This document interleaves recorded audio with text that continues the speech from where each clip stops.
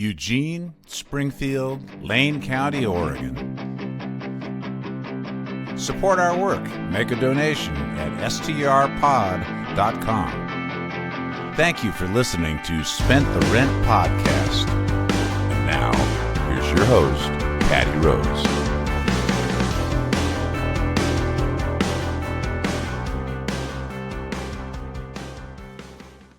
Hello, I am Patty Rose. Welcome to the Spent the Rent Podcast. My guest today is a candidate for Lane County Commissioner in West Lane County, District 1, Thomas Hiura. Welcome to the show. Dude, you got the gift of gab, man. Thank you so much. Thomas and I have been really good friends for a long time. I met you when you were running for mayor, which you got second place, which was really impressive because you were a relatively unknown candidate at the time. And Karin was the person that was successful in the run. I think you were successful in your run. Lucy Venice. Funny enough, I challenged the mayor in 2020 of Eugene. 7 people ran. I came in second. I was the youngest. It was Lucy. Yes. Yeah. And then ultimately I criticized her very intensely. And then she later endorsed me for my Lane ESD school board seat that I won last year. This is what I've been talking about. She's endorsing me now. That is literally what politics are all about. Because it's like how the person picks their runner up for president or whatnot. They pick the vice president as sometimes the person they ran against, and they called Little Marco. That was an idea way back in the day. Yeah. Because you have to show your contrast in a primary, and then during the election cycle, we have to accept democracy. I mean, it's difficult because Donald Trump is our president, but it's important that we do, because if somebody especially gets 50% of the vote, then you have to go with that. It sucks. We should still impeach him, but that's a different story. Anyway, well, I think the heart of what you're saying for me is, I am running against an incumbent, and I'm running so that there would be a challenge in the race, in an actual contested race for West Lane. That's a little bit about the district. This is a very rugged community, and it's a very resilient group of people that often aren't always feeling included in the county government. It goes from River Road, Santa Clara up to Junction City, down to Veneta, down to even as far south as Lorain and Crow, and then it goes out Notai all the way out to the coast. Unincorporated Mapleton, Dune City, Florence, up near Yachats, up over Oregon 36, the highway. There's a lot of unincorporated communities, so it's really important to have them feeling like they actually, as taxpayers, are able to get the services that they pay for, and have a commissioner who really shows up for them. And so when I actually intend to win, I want to be the successor. I don't view myself as the opponent or the enemy of the current commissioner. I want to be the person taking the leadership maybe in a different direction, but next step for these communities. That's a really good way to put that. The thing is that, a lot of the people that will run against each other, they really respect each other, and so it's kind of, and we're all parts of the community. It's like, who is the right person to lead in this position? And that's a really good thing that you touched on. I like that you mentioned all of the other areas, because I know that North Eugene is also included. And I know that North Eugene is a huge near and dear part of your heart. I mean, you've done a lot of stuff continuing to go back to the school and things like that. So you can talk on that. Yeah, the specific communities of River Road and Santa Clara are pretty much entirely within the West Lane district now, and that's for the first time. Oh, wow. So because previously, and I was just listening to the episode we did in 2022, the Lane County election recap, we talked about the races that were won 4 years ago, and one of the things that I said then was that it was above Beltline that River Road Santa Clara was included, but now it's more so as well south of Beltline in the River Road community. And there was a redistricting where more of Bethel went into Pat Farr's North Eugene district, and more of the River Road community went into the one being served by Commissioner Senega here that I'm running in. Yeah. So it's going to be a little different, and that is actually more of the people that have known me for 3 decades. That's cool. For my whole life growing up in River Road. You are currently sitting on the board for Lane Special EDS, which is ESD. ESD. Man, no one knows what it is. So it's a special district, right? You can explain it. Well, yeah, there's 16 school districts within Lane County, and pretty much all of them are bought into the local service plans that we provide. And we provide a lot of different range of support for those school districts. A lot of them, particularly in the rural districts, where they might need help with administrative support. If there's only one administrator, for example, and that administrator needs to be at a PD or some kind of event, then we'll help with substitutes or substitute teaching in general, or technology programs, or primarily a lot of special needs programs. Yeah.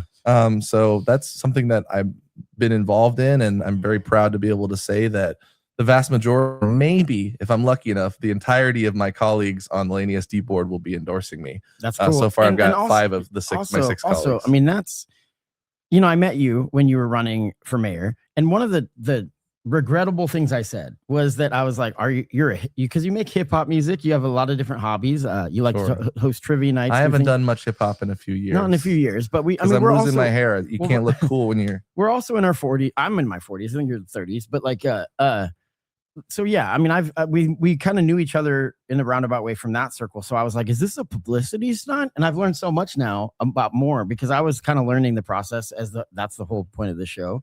And so I regretted saying that because I was like, I just didn't know what was happening. And now I realize that it's like, no, the local government is very much a representation of the people that you live near, like your neighbors. And so there's a lot of people that are involved with stuff that, may not be, the first person you would think of at a Senate level. Well, that's normal. We're not bankers. First of all, I could say so many things. I appreciate that jump off point. Yeah. Because first of all, if you look at your voter pamphlet state when you get it in the mail, or if you go to my website, thomasforwestlane.com, and look, you can see I link to both the candidate filings that me and my opponent put in and the voters pamphlet statements that are already out. They just are printed yet. They do it for overseas and military voters to have it public earlier than is actually printed. And I think if you look at our background and how we choose to describe our experience and qualifications, I think I go toe to toe, and a lot of people would say that I have the most experience in the race. So I'm proud of that for one thing, but I am only 32 years old. Like you said, I am very much a homegrown, deep roots in this community person who, has come up and you've seen me warts and all. Oh yeah. But I've also been the president of the City Club of Eugene, the vice chair of the City of Eugene Human Rights Commission. I served the whole state for the Democratic Party of Oregon Stonewall Caucus. I was the vice chair of the board of the Wow Hall, the Community Center for the Performing Arts.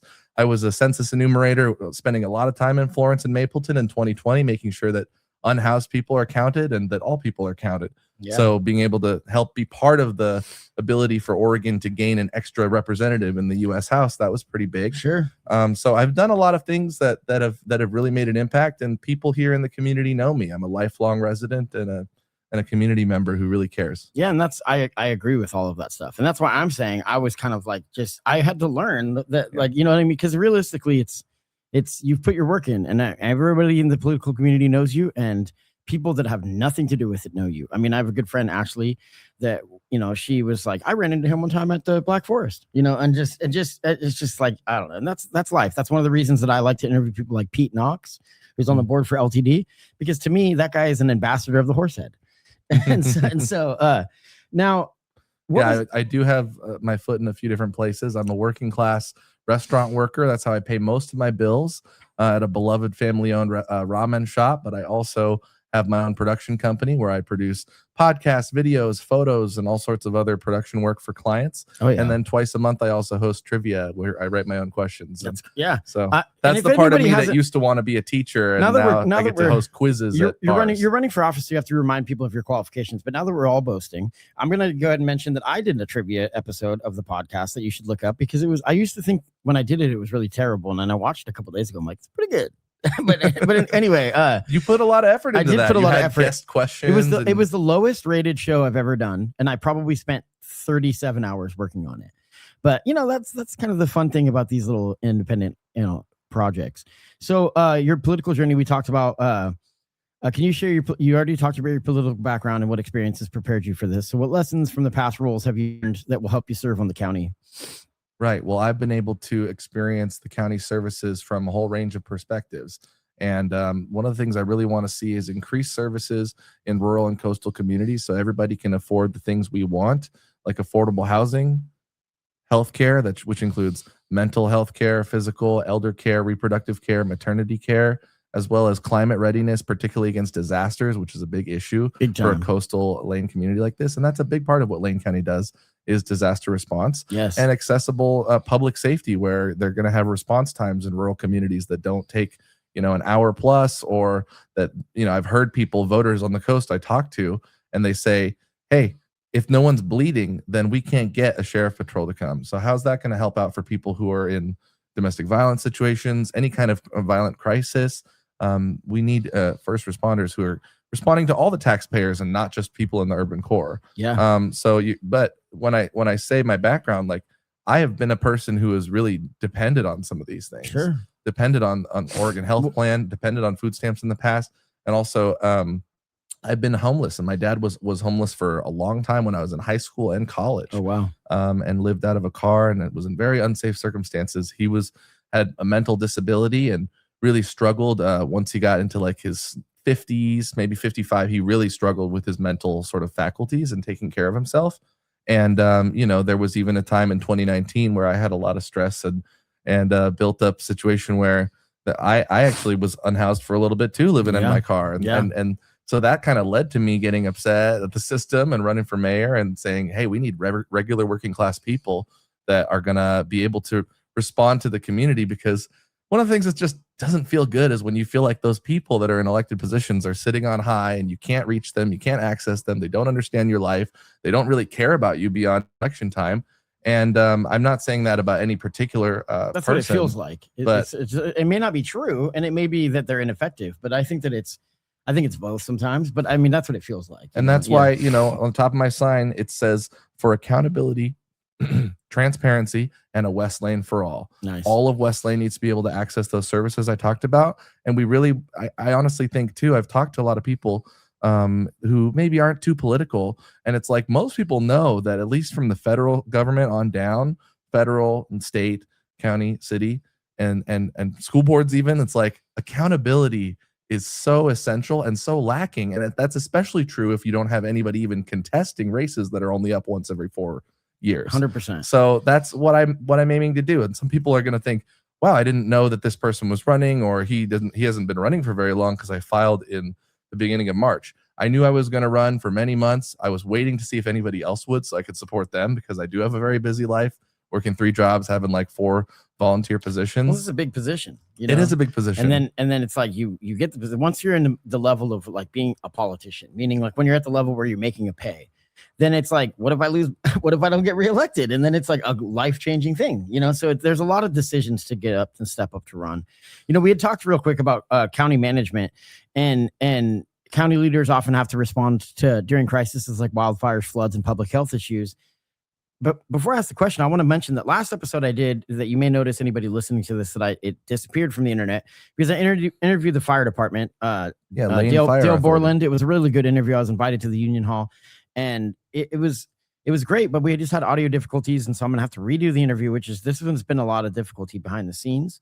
But they were super gracious with me, and we talked about the issues if there's a ballot measure or a levy for the Land Fire Authority that basically covers a lot of especially Veneta, and it focuses on like how those people might not, like you said, if you're not bleeding, then they won't come out. And it's like they have to make these decisions, and I had mentioned on that podcast about the Obama death panels, like kind of half-heartedly, because people are saying that. I'm like, well, that's a real thing, because the reality is that when there's resources that are limited, then you have to make difficult decisions on who to save first, Right. And then who gets forgotten when those limited resources have met their end? Right. So if we don't get a chance to do another episode about that, I want to make sure that everybody listening looks into what is going on with the Land Fire Authority levy. And I hope that they support it, because it is an increase that is absolutely necessary. And this is the interesting thing for me politically too, because I've always been like kind of an anarchist as a kid, and then I got educated. And so I'm not saying that I have I have my opinion, and you have your opinion, and there's other people that have different opinions. And I think that's really what democracy is. And that's how we get the best ideas, is that we all get heard, so. Well, you just talked about a levy, and that's an example of a tax that is voted on. I know. And people are just like, no taxes, but it's like, yeah, but this is like actually the stuff that makes your house stay there. There's 2 beautiful things there. There's revenue for a program that people fundamentally rely on through a tax. And there's an actual voice in whether or not they actually want it. And that matters. And that matters too, because that matters a lot to West Lane. Like if they don't want it, like for example, Springfield, the Main Street Safety Project. Okay, it's not a levy, but like they didn't want it, and so guess what? It was not done. So like a lot of times people do listen to the people. I remember you had an episode about that. Big time. And the question was, with county leadership specifically, how would you approach the situations like crises like fires and levies? I mean, how would you talked about they may not know that somebody's running, the voters. Yeah, I think one of the things you do best is that you get the word out, is that you have a good reach, and that your social media has a reach to where you can make sure that people in the community know that this is happening, and try to educate people without being, like dismissive, because people don't know or don't have the stamina for this kind of stuff. And that's kind of what I try to do too, is that I kind of pop in and out of politics because right now I'm exhausted. But like, well, I think that a lot of times we make the mistake, and there's a lot of reasons why we do it. Everybody's got a busy life. They're trying to assess candidates in a snap judgment. They get their pamphlet and they don't have that much deep information a lot of the time. And people often fall into the trap of thinking that credibility is the same as sort of like fundraising or establishment institutional support. yes, right? that's the whole system. And that's like, if we could find a way to turn that literally on its head and say, let's look at the credibility of the candidates' backgrounds, what they've done, how committed they are to the community, and sort of the record, and maybe also people who are supporting them. And then, take a look at, okay, does this person have a bunch of money? Do they have a bunch of ads? And, we printed some yard signs, but I had to be convinced by a room full of Florence voters. They're like, we really like you. We want you to win. You need to take money. And I was like, campaign finance is so frustrating. Like Sure. Citizens United has ruined the status quo for That's democracy. It's funny. Who's turned the system on its head though is podcasts. I'm not trying to act like mine is that substantial, but you've had a lot of really wonderful people on. You go through my list and it's insane. I mean, it's all across the board. But I will say, and I'll just say, people can check out if they like our dynamic. I'll try to add it in on my website in the news section, or maybe some link to all the podcasts I've been on that I think were good. I'm on your show like the 7th or 8th time right now. Yeah, no, for sure. So we have a history of recapping local elections in the public. Like, you want to talk about transparency? Like, we're trying to create more information and kind of a community around people, and knowing what's going on in their backyard. I'll be clear that I'm very much aware that I don't get everything right, because I'm just like everyone else. I'm a voter. I mean, more than anything else. I've never run for office, but I wanted to comment on, like, Joe Rogan obviously is like the king of podcasts, and I've got mixed feelings towards him. That being said, I saw a clip the other day where him and Theo Vaughn were like talking about, like, oh no, like, are we safe now that we elected Trump? And it's like, yeah, dude, you guys screwed up, because that's my point, is that it has like a huge power in some ways, like there's these kind of platforms. But I also want people listening to understand that it's like cross-reference everything, like, I mean, we do want to see local leaders here in Lane County who stand up to the fascism and authoritarianism big of time. The Trump administration. This is one of the most brazenly illegal actions we've had in the Middle East in our long history as a country, and there hasn't even been a legitimate plan or a legitimate justification for it, in my opinion. I understand some people will disagree with that, and I think it's very disrespectful to our armed services and the men and women from Lane County who go and serve to put boots on the ground in an illegal war. Well, I mean, when Trump said, and like, even if you agree with the war, when he's at war, I don't think the soldiers matter to him. But when you say something, even the Iranian soldiers, I'm going to say, because like when you say I'm going to wipe out an entire civilization, then you are a disgusting pig. Because war is not about killing every single person in a country, period. It's about, and so I'm not a fan of war in any way, but that's literally a war crime. Anyway, you can't target civilians. No, and so I mean, that's just, he's dangerous, and it's going to be. I have a friend of mine. They're going. Who has credibility over what's going on in the Hormuz Strait? Yeah, because the Iranians are saying one thing and the White House is saying 100%. I have a friend of mine who I've been cutting his hair. I now work at my There's own a satellite company that the Trump administration asked them not to allow any images of Iran to come out during this conflict, and they obliged. Yeah. So tell me, what ethical government or organization routinely hides evidence of its crimes? They're the most transparent. But anyways, one of my friends that I've been cutting his hair for many years, for 4 or 5 years, he's been working at the University of Oregon. He's from Iran. And he messaged me last night and was like, I'm going to try to keep your number, but I have no idea what the future holds. And it made me really scared, because I just thought about the fact, I'm like, oh, so he's getting deported. And the fact that because he's from Iran and he's anti-Iranian government, absolutely. So he talks about how much better our system is and how much he loves America and stuff. So he's being deported. And then when I thought about it, I'm like, this guy might die. I mean, I was just like, this is, it really hit me. Anyways, let's get back to the local level. I'm glad we touched on that kind of stuff, but when it comes, just all matters. Media, the gas prices we're paying now, of course, I think we can walk and chew gum at the same time with 100%. The county commission. Yeah, we can have county commissioners who are willing to stand up to the creeping overreaches in federal and perhaps state power as well when those issues are concerning. And you can also have their full-time $114,000 annual salary dedicated towards looking at the issues throughout West Lane and the entire Lane County. Yeah, but it'll go down when you get in office. I'm sure you'll be like, let's lower. I that. would not be opposed to trimming it back a little bit. I think that's fair. And that's an issue where we're gonna have listeners that are Democrats, Republicans, Independents, non-affiliated, probably Greens, probably Libertarians. I welcome you all. This county primary is open to all parties. I've voted for politicians from different parties over the years, and I'm proud to have the endorsement now of the Democratic Party of Lane County.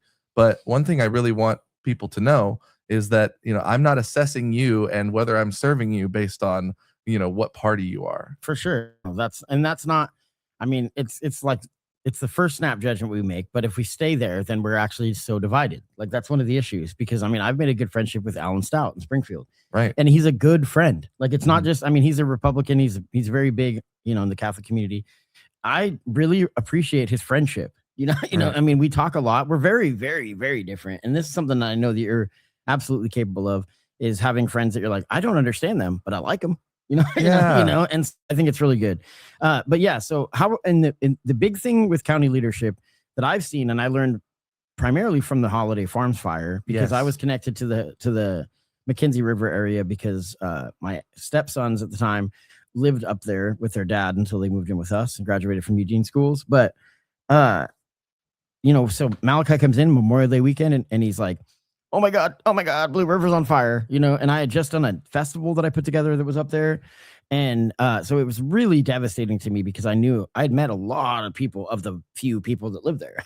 So when my dad was homeless, he spent a good deal of time living in Blue River. And so seeing the way that Heather Buck, the county commissioner, stepped up, and I think a lot of the people on the board have given her praise for being kind of a leader in that. That's kind of the area, and she's been on my podcast, and just seeing the way that people stepped up in the county leadership, that's when it really hit home for me what county leadership is. Man, so, there's so much. Can I? Yes, please. Heather Buck serves the geographically largest district in Lane County among the 5 districts. For those who don't know, there's East Lane and West Lane are the large rural districts. There's also North Eugene, South Eugene, and Springfield. So those are the 5 representatives.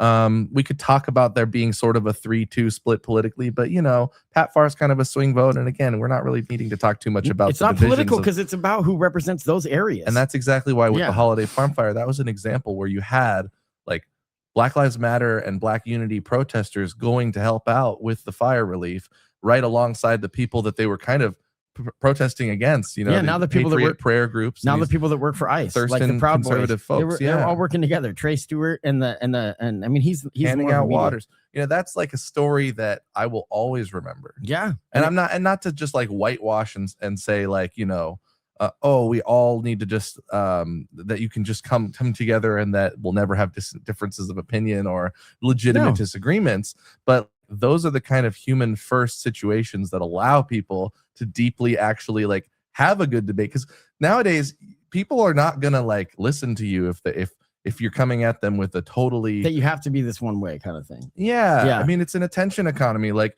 I understand that if I can say something that's designed to be alienating and it'll get clicks and likes and attention, but if it's gonna actually like hinder my ability to have a close relationship that'll allow me to work with somebody on issues we do care about, like that could be a problem. That's a problem. And my next question is going to be about like how county structure and jurisdiction, basically how do city, county, and state governments work together. So you're kind of already touching on it. And I want to mention Sean Van Gordon in this, because one of the things that I've learned from doing this show, and one thing I was kind of wrong on, is that during the ice storm, we had this crisis. And I also want to throw a bone to the Thurston community that I always talk shit on, because those people, I saw people in big ass trucks that were plowing people's driveways. You know what I mean? They didn't care who, they're just going down there and doing it. And so they're doing their job. And then what Sean talked to me about the mayor level, he called me, he's like, I want to do your podcast. And I'm like, why don't you get on the news? And he's like, because Sub needs to be on the news, because they're the ones that are actually handling this. This is an electricity issue, like the biggest issue we're seeing. Yes. And he told me this on the show when I interviewed him recently, but I had some technical difficulties with the audio. So it's not the audio quality. It's still good. Yeah. But the thing that I learned, he was careful and calculated, because he's like, there's a lot of jurisdiction. There's a lot of people that have to do their different parts. And so you got it's all of us. Those crises, the politicians are the ones that are in office that are going to be, held responsible for the results. But then the city and the people, they stand up and do the things that they never have to do. You know what I'm, and so, and it's a beautiful, beautiful thing. Growing up in Springfield, I've seen that most every time that there's a difficult situation where people that don't agree on things are definitely working together, you know, and it's a beautiful thing. Well, we can talk about the structure and everything, but there's so many great spots in Springfield. It reminds me of how much I just love the different places in Lane County. Yes. And I think that that's like the human level, like people who are listening to this, like, yeah, they're going to be like, okay, he's going to talk about the Riverview Market out in Mapleton, where I like to go and eat Clay's candy, right? Or he's going to talk about Moe's, which is in Florence, like the big tourist attractions. But I also am a big fan of like in Springfield, the Bright Oak Meats or the Brandywine Fisheries. I will go and get some cod, some smoked cod, or some really good jerky. Another spot that I really like up near Junction City in the West Lane District is JC Pond, because I go and shoot archery. I really enjoy target shooting, and there's people fishing there. It's like, you can't like, and I think that my very left progressive friends who want fighters and don't want corporatists like representing them, they're gonna be like, why are you talking about being so moderate? You know, because we want you to be a fighter. And it's like, yes, I totally am with you on so many of the policy issues. Like, I'm a huge critic of ICE. I'm a huge critic of government fraud through like what Kristi Noem did with taking all that money universal health care or Medicare for all. Exactly. Corruption. These are issues 100%. That like they cut across the board. But you know, I ultimately, like, when I go to JC Pond, like, people that probably voted for someone that I didn't vote for are still gonna like help me out. They're your constituents. There was a guy who gave me a trigger release, you know, out there. So I mean, I've had people invite me to go to, like, being a barber, got a new barber shop. I've had people come in, pretty obvious their political persuasion, you know, contractors, you know, different things, and they're like, dude, but people will surprise you. But go on. Yeah, that is true. But they will. But they were saying, like, basically, like, are you a part of the Chamber of Commerce? This one guy, and he has like a showroom where he does like finishing, like the finishing stuff in your house, you know. And he's like, because I would pay for it if you needed to, like, for this first year, you would really benefit. And I was like, this, and I told him that we did say our political equations, because I talked about my podcast, and he was like, that's awesome. Like, I want to listen to it, because I don't get a chance to hear, like, he's like, you're really easy to talk to. Now, I want to say this clear. When we talk about the super far left, that we do support a lot of the same issues, is that, or wherever we fall, I don't really love the labels, and the frustration is valid that everybody has, for one, and it's then like for two, working people versus the elites.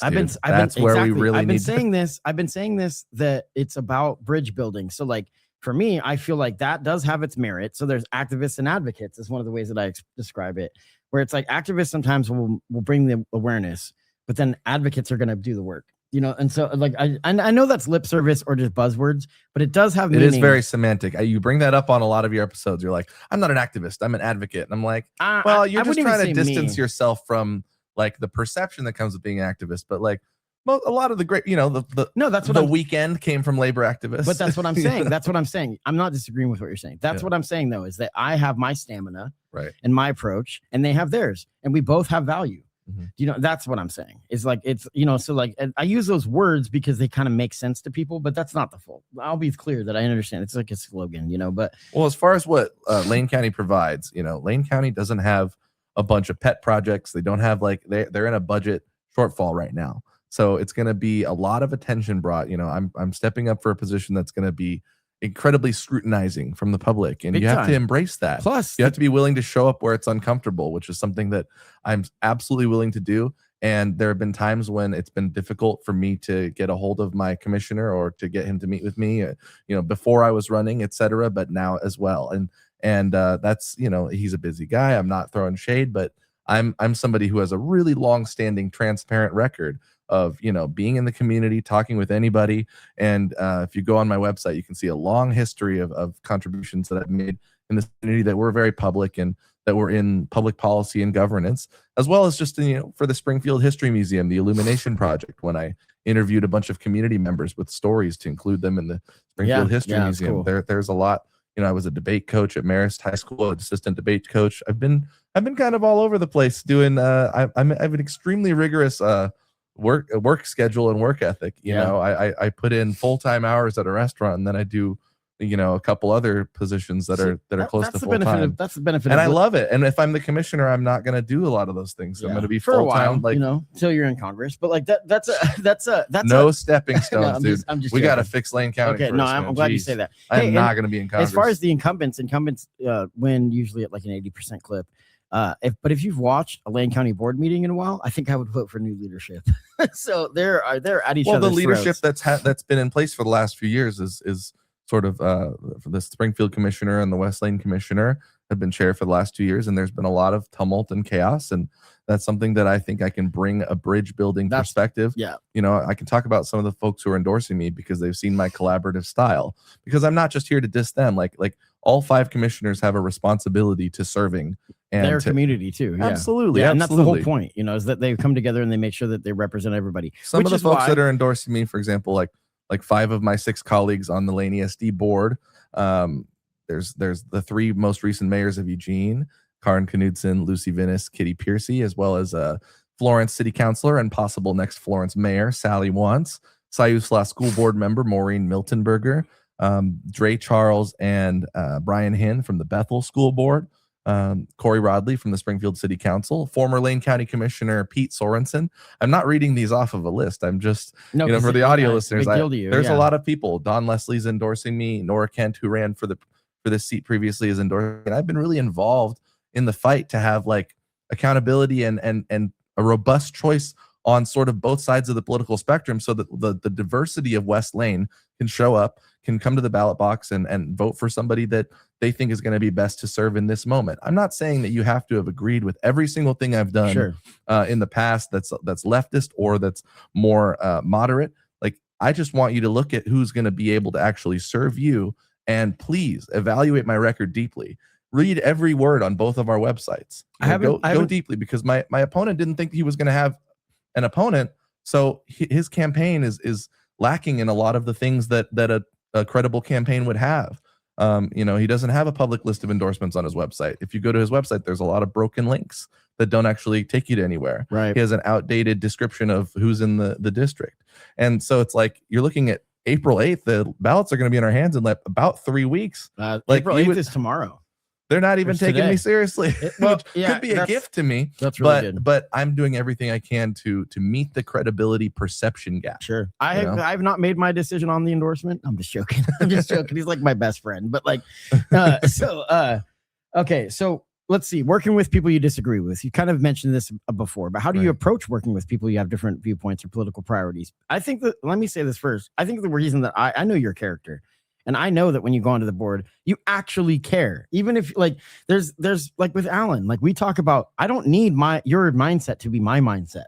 You have your mindset and you're entitled to that. That's called America, And so speak on that. I mean, how you feel you could work, because this is exactly what this job is working on a board with people that you potentially disagree with. And that is within and without side of the parties, it's so much, like we just talked about that. So one of the things that they've experienced now at the county is that, and I don't mean to sound too dramatic about it, but it is a serious issue for at least a few workers, and probably many of them, is they think that if they complain about any kind of workplace behavior coming from a commissioner, they might experience retaliation.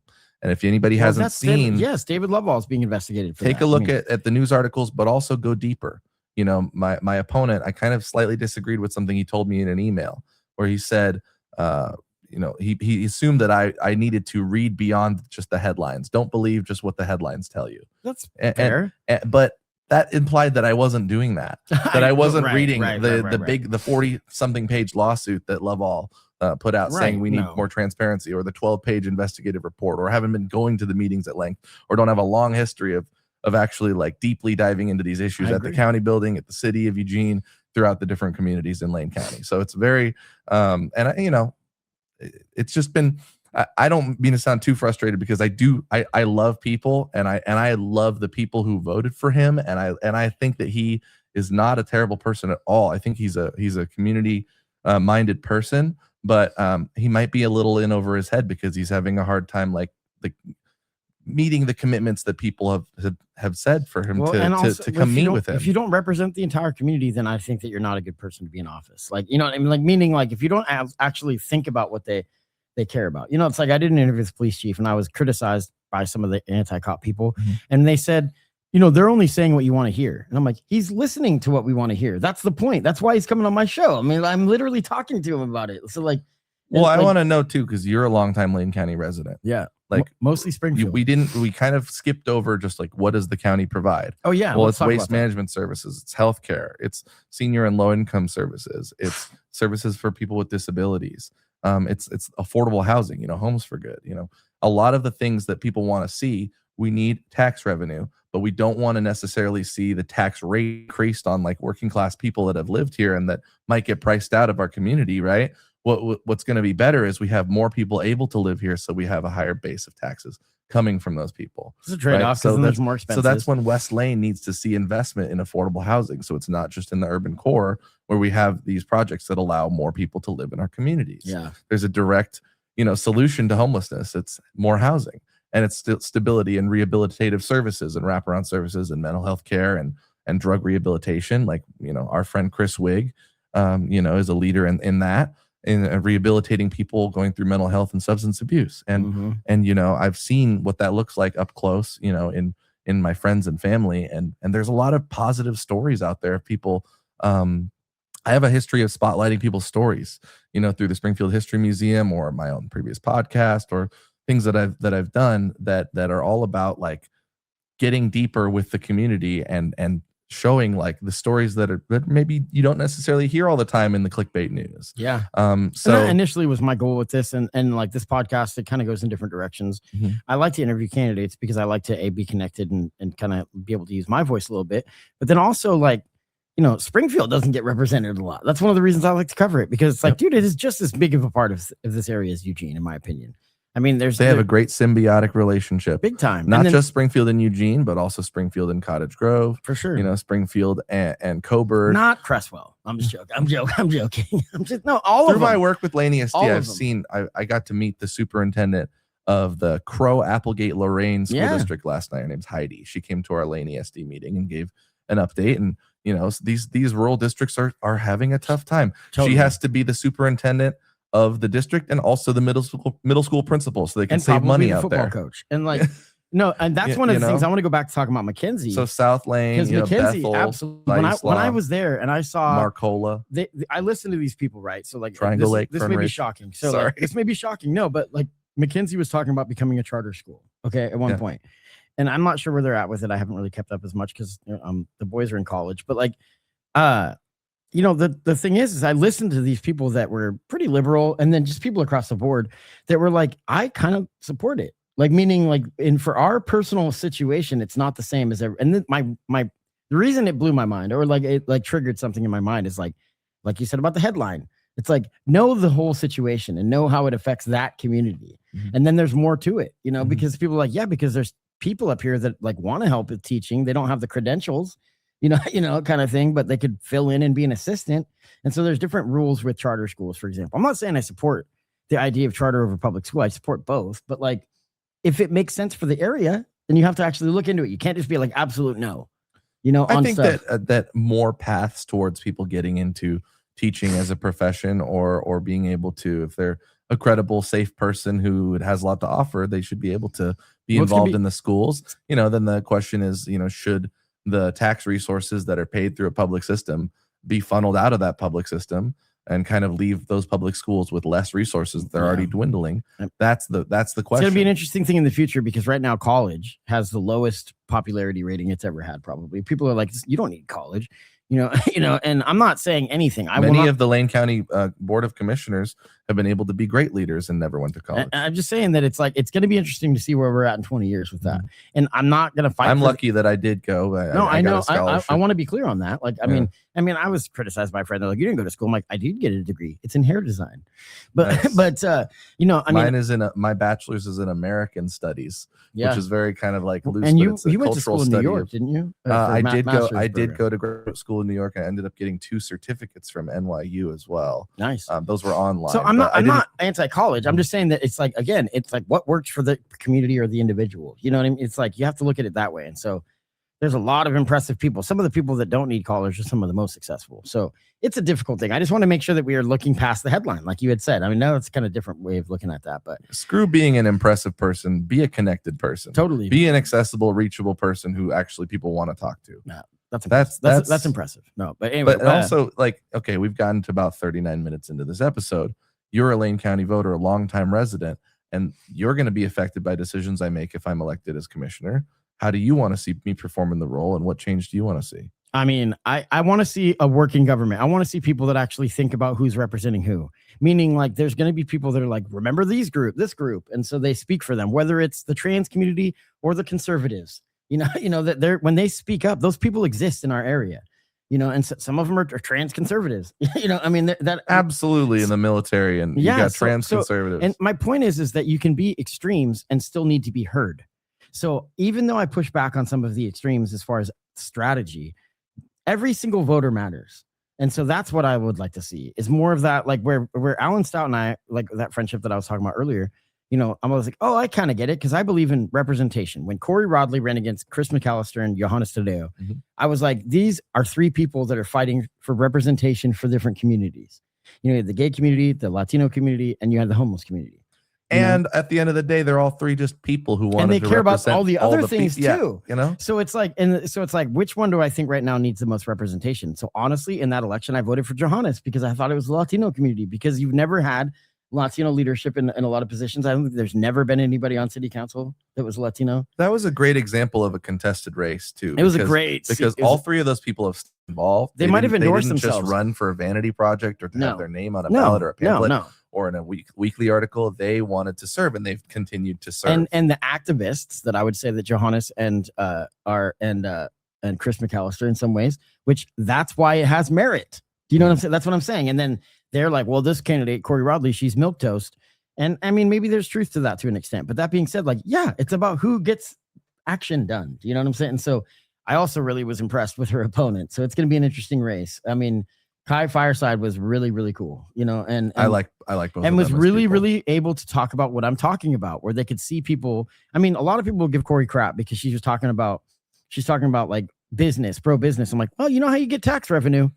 I mean, it's through business, so it's like, you got to make sure you don't push the businesses away. So there's a balance to this to represent everybody, and my partner, who's basically my fiance, Haley. Oh, she's a business owner. Yeah.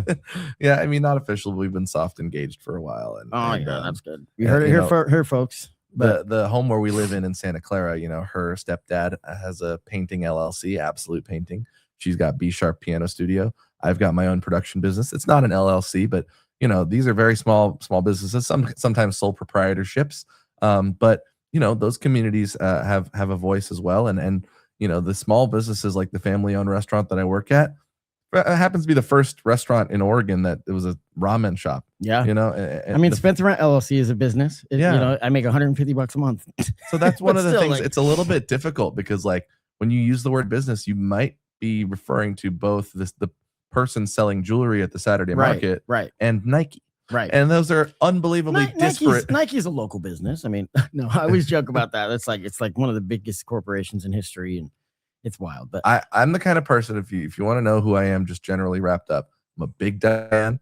And I went to the Autzen Stadium during the genocide that was happening in Gaza, and I protested against how our government was funding, in my opinion, wastefully funding these aggressive practices against a vulnerable population, on the other side of the world. Yeah. And my sign basically said, I love my ducks, but human rights are more important. Yeah. Not killing children is more important.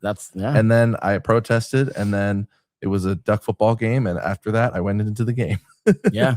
So you're well known and well liked locally. How do you build trust with and maintain relationships? Because a lot of people with different views, and so how do you maintain that? Because I think, and this is our last question for now. But you talked earlier about the political spectrum, and I have a friend named Dan Cates who passed away a couple of years ago now, and he was actually the boyfriend of my he was the father of my partner who I dated briefly in high school, and then stayed good friends with her. And he had 3 daughters. He was a girl dad in Santa Clara, and he was a conservative businessman, and he owned 3 sorry, it ended up becoming 5 Domino's Pizzas franchises in Eugene and Springfield. So if you ate Domino's in Eugene, Springfield, his enterprising work and the people he employed who generally really loved him, he helped make that happen. And there was a time when there was a vacancy for the Eugene City Council in Ward 7 after Claire Surratt had been experienced a recall election. And there was a vacancy appointment process. And as a longtime North Eugene community member, I applied for that position. And I was trying to get the council, who ultimately didn't interview me, although Councilor Clark ended up kind of changing his mind and saying, you know what, I talked to Thomas, he seemed like a really decent guy, and we should have voted to interview him. And if we had that one vote, then I would have been able to be interviewed at least. And I think I would have done well. But that's beside the point. Which when Mike Clark is the only kind of conservative representation, on the board. And Randy Groves did the same thing later. He was like, I didn't vote for you to be interviewed because who knows exactly why. I have it on good authority that somebody was smearing me, but that's totally fine. That comes with politics, right? You just rise above it and you prove what's true and what isn't true through your actions and your record. So I kept showing up, and Dan Cates, the Domino's Pizza guy, I was texting him, and I hadn't talked to him in a few years, and I was like, I'm really trying to get people to write to the council and support my appointment. And he had to think about it because when I went over there, he was always watching Fox News. And he didn't agree with the vast majority of what the Democratic Party was pushing in the top of their platform, right? Yeah. We talked about Planned Parenthood back when I was a legislative intern for them, and he was like, "I want to hear from you what they do that's good, because all I hear on my network is that they're an abortion factory killing fetuses." And I'm like, "That's awesome," because it's not about, you don't have to agree with everything, but learning the perspectives is going to help you understand a more rounded viewpoint. And when he texted me, he basically said, I really like you. I know you're an amazing leader. I don't know if I want you to be on the city council because I don't think I agree with you. And I said, that's totally fine. I would never want you to support me if you didn't think I was the right person. True. And he, like 2 or 3 days later, he was like, hey, here's the letter that I sent them. And, I changed my mind. And that letter, he basically said that he didn't know anybody who had as wide and deep a level of connections as anybody else in my generation, or maybe that he knew at all. So when he died of brain cancer a couple of years ago, it was really a bummer because he was a person who had a lot of wisdom to offer about the business community. And I think about him all the time. Yeah, that's a really cool story, and thanks for sharing that. And honestly, so that we can close with that. Like, if you don't like his politics, you should still vote for him. No, but anyway, so do you have anything? I will be accountable if I agree with that. I will be very easy to talk to and to meet with and get coffee with. I will drive out to the coast and drive out up and down and east and west. You might have to live in your car again. Like you might have a home, but you might be staying in your car. I am one of the success stories of stabilizing myself from homelessness, and I want other people to do that too. Speaking of that, this is just in the talking stage, so we'll see. But we've been invited to work with Chris McAllister, maybe down the road on a forum. That was like 6 years ago, by the way. Not that I'm ashamed of it, but I do experience a credibility gap, and I want people to know that, like, I think that was. There's been a 6 years of really solid leadership since then. No, but that being said, I think that people also look at people in their 20s when they're couch surfing or whatnot as a different situation, because you can kind of get away with it, a little bit sometimes. When we live in a college town, I mean, I'm talking really early 20s, but there's no shame in that. I mean, that's a reality. It's $1,400 for a 2-bedroom apartment in Eugene. What are you going to do? Anybody who looks down on people just for being homeless, for just existing and not having a place that they spend money to corporations. I mean, it's just difficult. It's just so difficult. There's so many reasons. We have a homeless problem because the cost of rent is exorbitant. It's like huge. And then on top of it, there's like, Airbnb owns like 18% of all the vacant units, or not Airbnb specifically, but the people under that umbrella. But anyway, do you have anything you want to give for your closing speech? Well, I want to make sure I talk about my signature, like, campaign proposal of what I would actually do. And I want to bring a robust, legitimate county office to the coast. I think that's something that the West Lane Commissioner can focus on.